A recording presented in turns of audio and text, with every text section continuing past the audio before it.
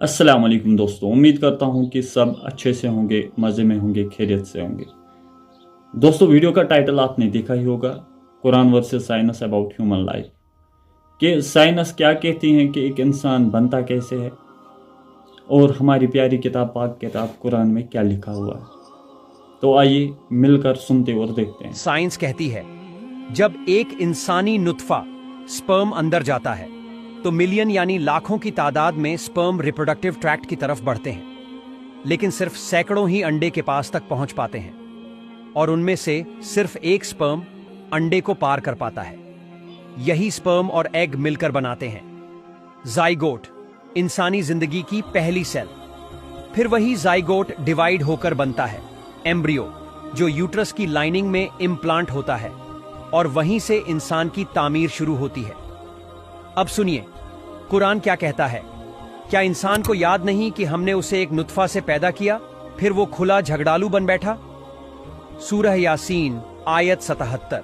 यानी पहले एक कमजोर गिरती हुई बूंद, फिर उसमें डाली गई जान, शक्ल, पहचान, अकस्ल, और फिर वो बन गया इंसान।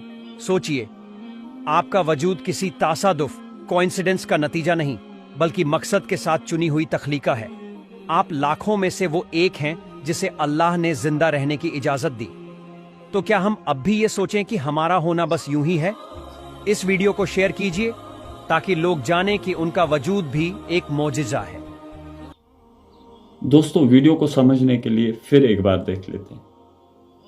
साइंस कहती है जब एक इंसानी नुत्फा स्पर्म अंदर जाता है तो मिलियन यानी लाखों की तादाद में स्पर्म रिप्रोडक्टिव ट्रैक्ट की तरफ बढ़ते हैं, लेकिन सिर्फ सैकड़ों ही अंडे के पास तक पहुंच पाते हैं और उनमें से सिर्फ एक स्पर्म अंडे को पार कर पाता है। यही स्पर्म और एग मिलकर बनाते हैं जाइगोट, इंसानी जिंदगी की पहली सेल। फिर वही जाइगोट डिवाइड होकर बनता है एम्ब्रियो, जो यूट्रस की लाइनिंग में इम्प्लांट होता है और वहीं से इंसान की तामीर शुरू होती है। अब सुनिए कुरान क्या कहता है। क्या इंसान को याद नहीं कि हमने उसे एक नुत्फा से पैदा किया, फिर वो खुला झगड़ालू बन बैठा। सूरह यासीन आयत 77।